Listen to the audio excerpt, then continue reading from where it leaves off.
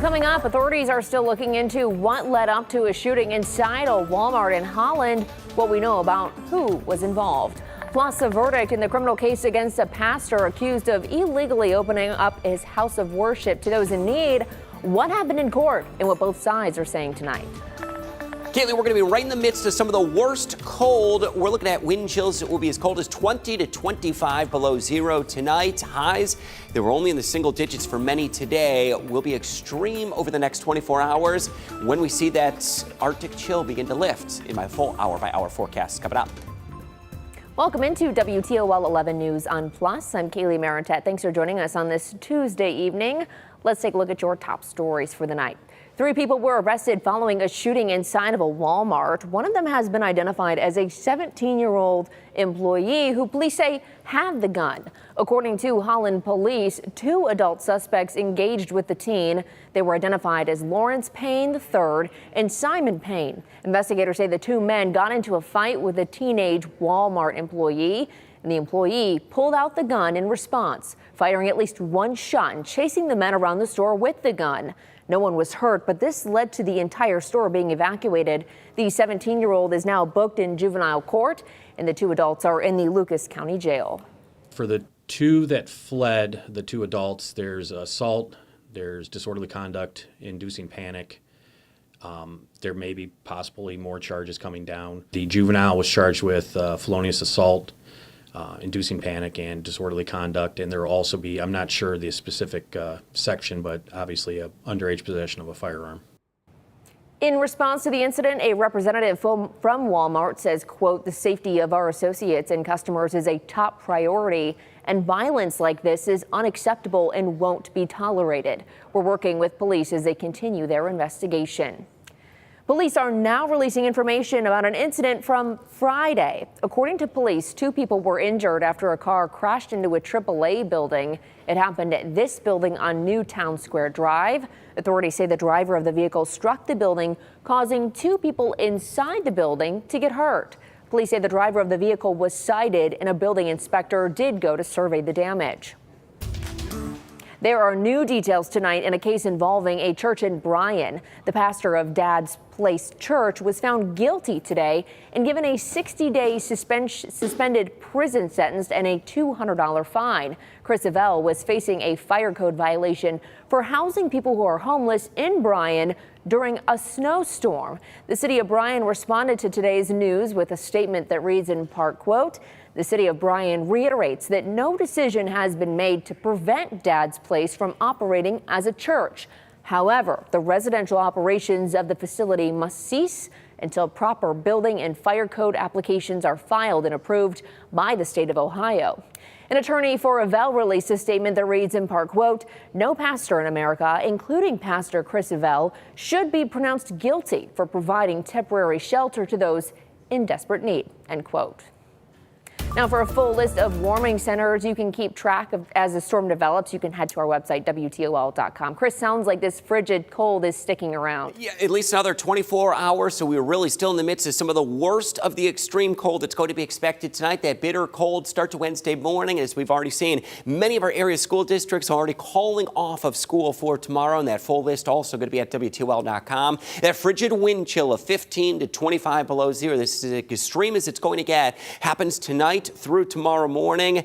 It probably goes without saying you need the heavier coat, limit outdoor exposure, the hats, the gloves if you're going to be outdoors. And I understand, yes, some of us do work outdoors. You need to take frequent breaks and make sure that you're prepared for the elements. As cold as 15 to 25 below zero. As we get into Wednesday morning, it is going to be downright extreme. Now, things are clear across the area. We're going to bottom out well below zero tonight, but the attention really going to be focused across the Gulf Coast. Our cold is so extreme in the eastern half of the United States. They are getting walloped with not only a generational but a historic snowstorm that has now shattered the records all the way down into the southeast across Louisiana, the panhandle of Florida, now into southern Georgia. They are getting clobbered with heavy snow. We'll get into the details in just a few moments, but look at this, the heavy snow just beginning to wrap up in New Orleans, now shifting along I-10, snowing toward Mobile, Alabama, along I-10, out there toward Destin, Florida, and toward Pensacola. They're getting clobbered now with heavy snow that is occurring.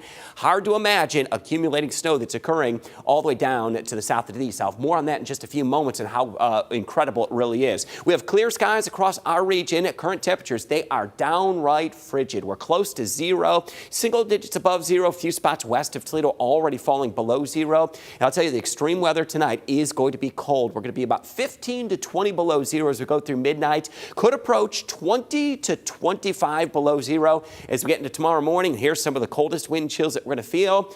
Pretty safe call at many of our districts just choosing to not have school on Wednesday in order to keep the kids safe from these dangerous wind chills that will be with us all morning tomorrow. May take us to about lunchtime to finally rise above or closer to zero. Wind chill tomorrow morning about 10 to 25 below zero, the high of 17. Wind chills will improve as we go through Thursday, 27. Then into Friday, still in the mid-20s, but at least it's a subtle improvement compared to where we've been. All right, taking your trip back down now to the Gulf Coast. They're still going to be expecting snow through the night tonight.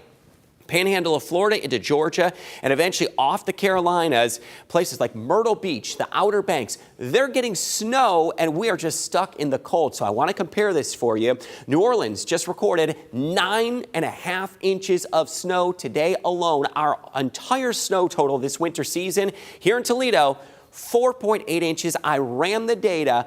This is the first time ever in recorded history that New Orleans has had more winter snowfall than us here in Toledo. Look at how cold we're going to be tomorrow morning, 5 below zero. Our alert day will continue for the morning hours, 20s Thursday, Friday, back toward 30 or warmer into the weekend, and a very quiet and fairly bright end to the month of January as we even out in the low to mid 30s. Let's look at your 10-day forecasts. Boy, it's quite cold. Kaylee, we'll send it back over to you.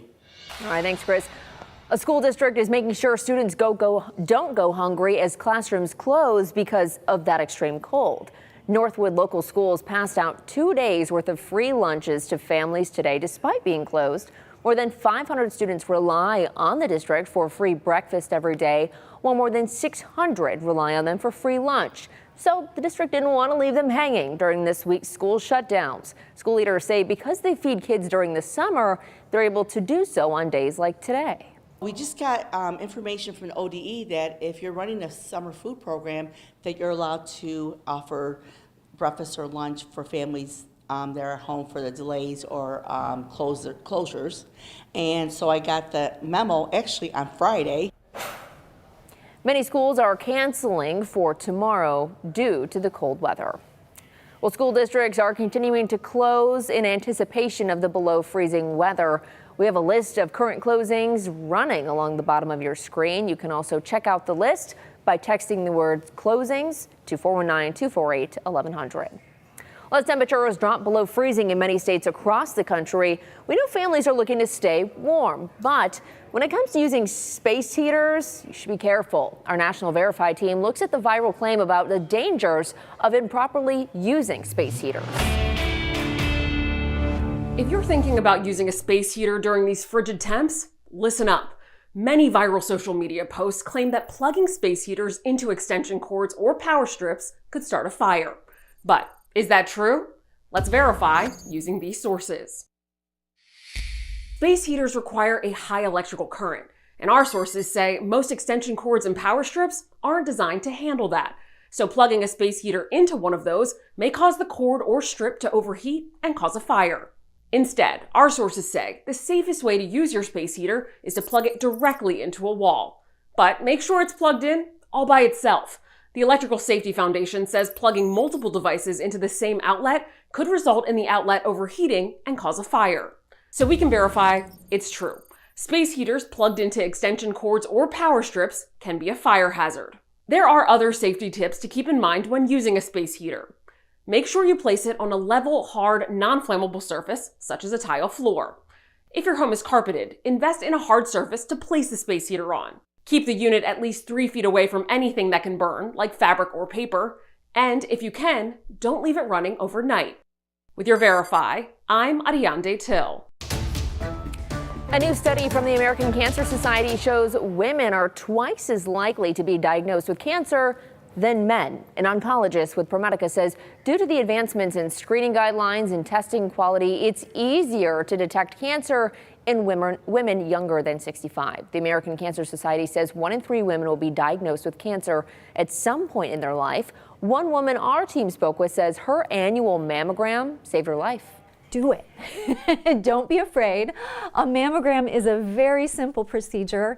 Yes, there's a little discomfort involved. It's not like going to a party. However, the discomfort that you experience is far outweighed by the benefits. Medical experts say the best way to help prevent cancer is a clean diet, regular exercise, but also regular screenings. Now, if you live in Toledo, your road may be on the list this year to soon receive a makeover. City officials announced earlier today a total of 114 residential roads in line to be redone. Silver Barker brings us the details. It's too cold outside right now, but soon several roads in Toledo will be under construction. This is a years-long effort, a year-round commitment to do a better job on roads, better than the city has done in a long time. A total of 114 residential roads and 6 major roads are on the list. This includes 109th and 113th, both in Point Place. While no one wanted to be on camera, people in the area tell me they've been dealing with potholes and they're happy for a solution. And Toledo Mayor Wade Kapsakavich says a solution to what Whitmer High School is in for as well. You have to cross Whitmer Drive to get to school, and I guess if we're going to go through the trouble of resurfacing it, it would make sense to move the parking lot or move the road to the other side of the parking lot, so there's not a road in between the parking lot and the school. The mayor says Washington Local made this request, and the voice of the people in the city is one of the ways leaders determine what streets need fixing. There are considerations about traffic flow. If a street is near a school, for instance, it'll get a little higher priority. Public input is a part of the process as well. Kapsakavich says major roads like Broadway, which is already partially under construction, and Secor are also in works to be repaired. You know, I still think of some of the challenges we found along Broadway. Because of that, we are planning a forum specifically for businesses that are located along any one of those 6 major roads. That was Silver Barker reporting for us. Well, Toledo City Council accepted a $2 million grant today to fight gun violence. The grant money will be used to build and support current grassroots organizations that are working to address violence. The money will help create an academy to train people in the community the best practices for things like mediation and restorative justice. Malcolm Cunningham, the Neighborhood Safety and Engagement Director for the city, says funding this type of work reduces the likelihood of deadly incidents happening. The reality is they're often there after an incident has occurred, right? The goal is to reduce the likelihood of that happening. The goal is to prevent it from happening, and the goal is to intervene before young people get to that point, or even after they've made a simple mistake. Cunningham says the money will also go towards hiring a program coordinator to help organize the academy and other aspects of the grant. There will be micro grants for organizations to apply to within the next few months. Maumee Mayor Jim McDonald delivered his State of the City address today. He focused on major points of improvement needed for this year in the city. He touched on things such as new housing options, investing in youth, and infrastructure to roads and parks. The mayor says he's making it a goal to be transparent with people in Maumee. We've had some pretty good discussions, and we have a pretty good plan in place. And we are seeing citizens coming forward, understanding that it is a community-wide fix, it's a community-wide problem, and they're willing to come forward, and we're willing to open up and be able to make ourselves available for questions. The mayor says he feels Maumee has a lot of momentum going into 2025 with things like business expansion